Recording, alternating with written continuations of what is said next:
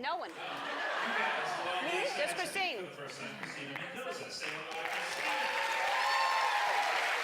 Hi, Hey, how are you? how are you?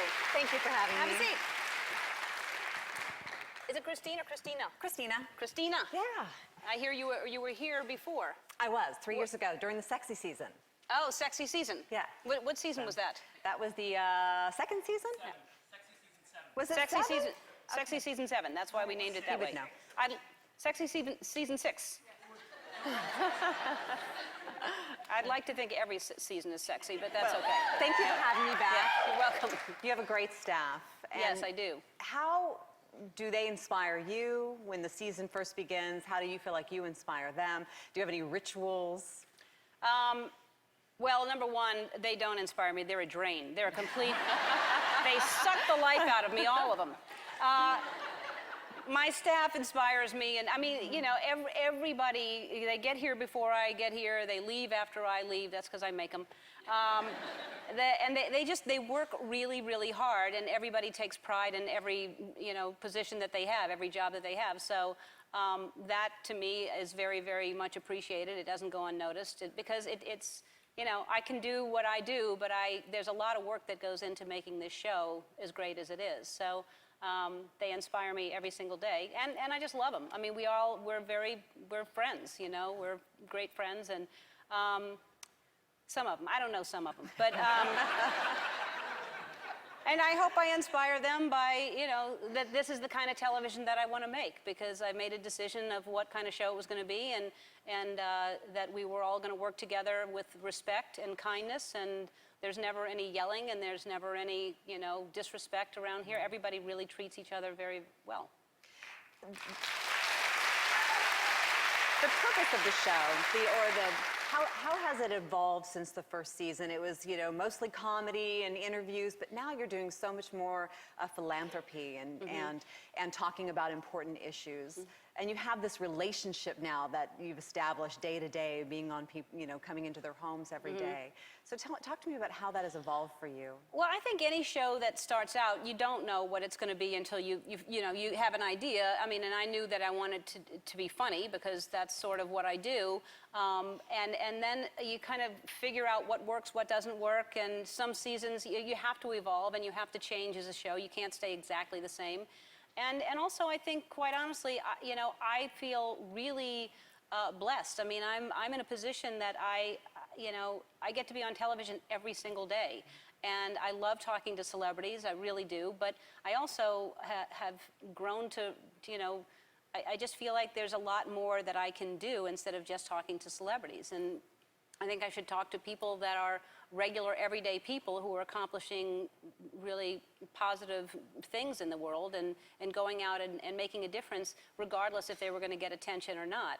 And I love finding those people, and I love it. Just, I don't know. I think I've learned that you have to give back, and I think most people get into this business to become famous and to become rich and successful, and then hopefully you grow as a human being and you gain a little depth and perspective, and you realize that it's more gratifying to give back and to help people and to just to be a positive influence than to just be successful. So it's grown that way.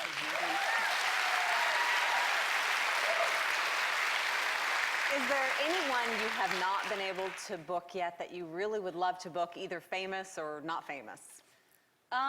We're getting just about everybody that comes to mind. We'd been trying to get Brad Pitt for a long time, and finally Brad came on the show, and there's nobody that I lie awake at night thinking, why can't we get this person? So not really. I mean, I'm sure there's going to be people that come along that as soon as somebody, it doesn't have to be a celebrity. It's just somebody that's really interesting to me, and that's the cool thing. I can make a phone call and go, I like this person, let's have them on.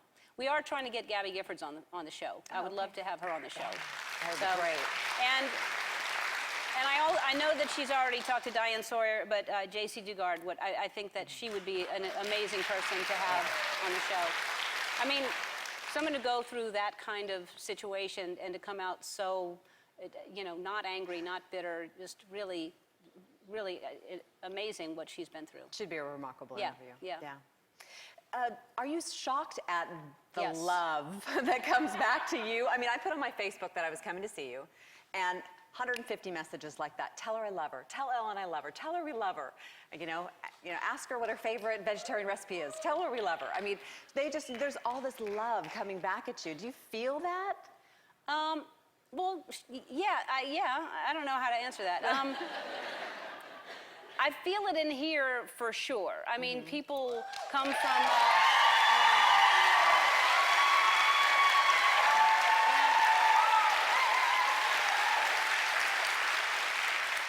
I'll tell you what touches me very, very much so. We really had a hard time selling this show. When they offered me the show and we went to sell it to different stations, a lot of station managers did not want to buy the show because they thought that people would not want to watch a gay woman on daytime television. And they said, she has nothing in common with housewives and people aren't going to watch her. And we really had a hard time selling the show. So, and all I wanted to do was, an entertaining show. There was no agenda, I just happened to be gay. So when I look out and I see the different types of people that come from all over the world, really, people make, a point of getting tickets, flying in, driving in, whatever, and I see every kind of person in this audience. I see Republican and Democrat and Tea Party and white and black and gay and straight and young and old, and I think I've done something. I mean, I'm reaching everybody, You have. And so,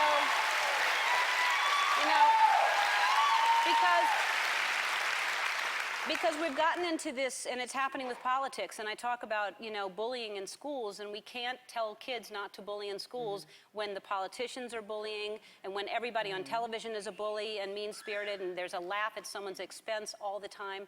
And I just feel like, we're a society of labels, even, the parties that I just mentioned, and I left out independent. But, there are so many different labels of who you are and how it defines you. And we forget about what we all have in common and what we all want. And I think ultimately, fundamentally, we're all very kind people, and we really would do anything to help somebody else if we saw somebody in need. And that's who we are. That's who we are independently. That's who we are as a country. And that's all that I think we should focus on, is what we have in common and not what we don't have in common. And that's, that's what this room is, A couple of the fun viewer questions. Do you cook or garden? I don't cook, and I do garden. What do you like to grow? We have, the corn didn't do well this year, but we have every kind of tomato. I love tomatoes. We have cherry tomatoes and all the different colors, and yellow and orange. And then we have squash, we have zucchini, we have a lot of herbs, we have pumpkins we just planted, we have peppers, bell peppers. You have we have a whole full garden that we, and lettuce, a lot of lettuces. The viewers know you love music. You have your own music label with 1111. Did you have aspirations to be a musician yourself, or are you? No, well, I did when I was younger. I wanted to be a musician. I wrote songs. That's how I started writing. I wrote songs before I wrote comedy. So I wrote, I journaled every day, and I wrote poetry, and I wrote songs and stuff like that. But yeah, I've always loved music. So I was way, way into music when I was younger. Great. I think they're wrapping me. So thank you so much. I appreciate you. Thank you very much. Thank you. Thank you.